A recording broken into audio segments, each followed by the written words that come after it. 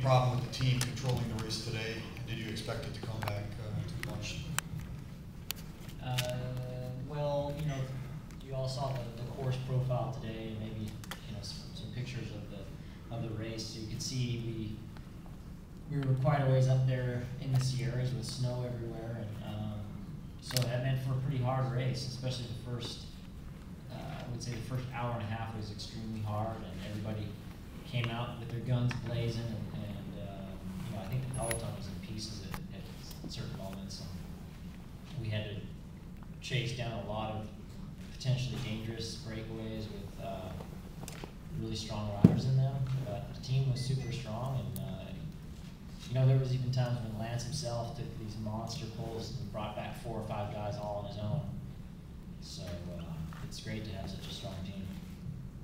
Questions? Levi, what were the conditions on the descent? It seemed like there was a lot of gravel and even snow melting across the road. There was a lot of crashes. Is that the cause? There were crashes? I didn't know that. I didn't see any gravel. It was wet, but obviously a lot less wet than the last 3 days. So, you know, I can't say it was particularly dangerous. Maybe if someone just wasn't paying attention. I mean, maybe when you go from dry to wet, you're just not paying attention as much. So I wasn't aware that there were crashes on the descent. I know there were other crashes, so maybe that's what you're talking about.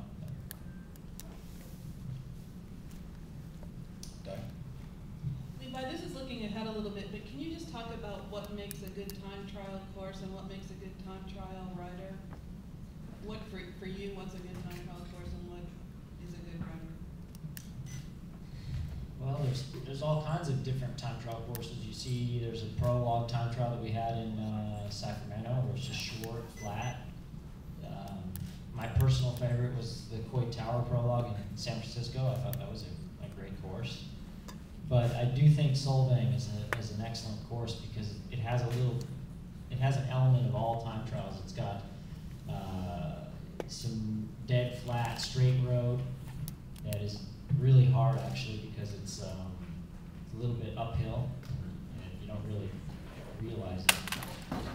It has some short climbs, it has some short downhills, it has very twisty roads and beautiful scenery, and I think it's a great time trial.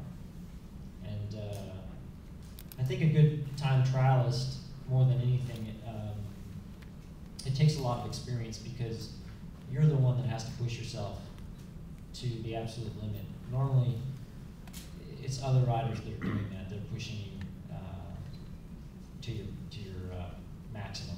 And for you to be able to do that for yourself without losing concentration for a split second, it takes a lot of experience.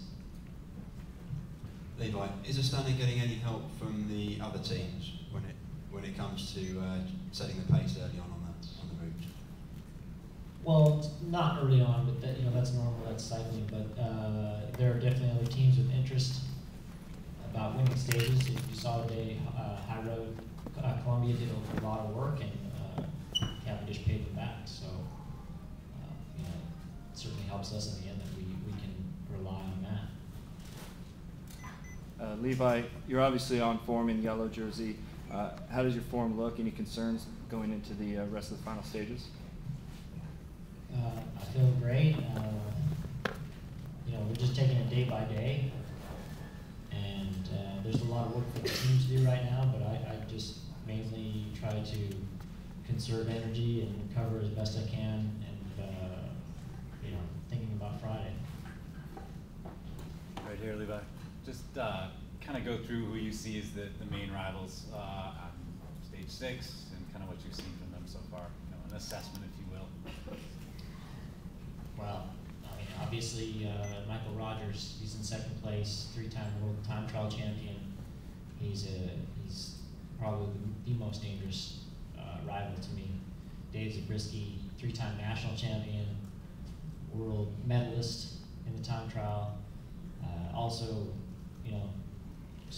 very, very dangerous rival. So those two, they're sitting in second, third. It's pretty easy to see, I think, that they're the most dangerous.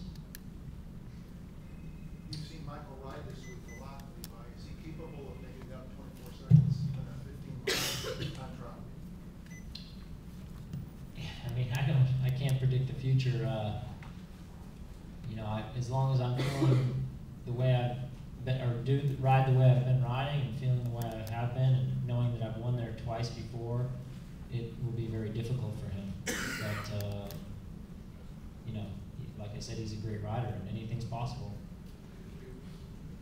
Take two more. John. Sorry, John. Yeah, there were some bad crashes today. Again, who went to the hospital? Was it Oscar Ferreira and Kim Kirkland both went to the hospital? Were you worried at all with crashes? Because it's not a good time of the season to suddenly have a bad crash like that. Well, crashing is part of bike racing. It just seems like the last couple of days there's been some very unnecessary crashes. You know, first Chris Horner, then myself, and then I think today was, from what I heard, was a silly crash. I think Kirkin got his jacket stuck in the wheel, which, you know, is just really bad luck. So, unfortunately, he's had a couple of days of bad luck, and that happens, so hopefully it's finished now. One final question. Levi, welcome to Clovis. Thank you. My question to you is, what was it like to drive through Mariposa and Oakhurst and finally Clovis, and what did you think of the huge crowds as you crossed the finish line, and what kind of energy they were giving out? Yeah, I think the roads today, the course, the scenery was awesome. I mean, I definitely took the chance to look around a couple of times. You know, I was talking to my teammates about it. You know, look over there, look here. It was beautiful to be sort of, you know, I know we're not super high in the Sierras, but we're in the Sierras, and it's very pretty. And you know, there was a ton of people even out there in the snow cheering for us, and it's awesome. And you could see here at the finish line that there's a lot of support here in Clovis. So it's nice that the Tour of California can come to new places and spread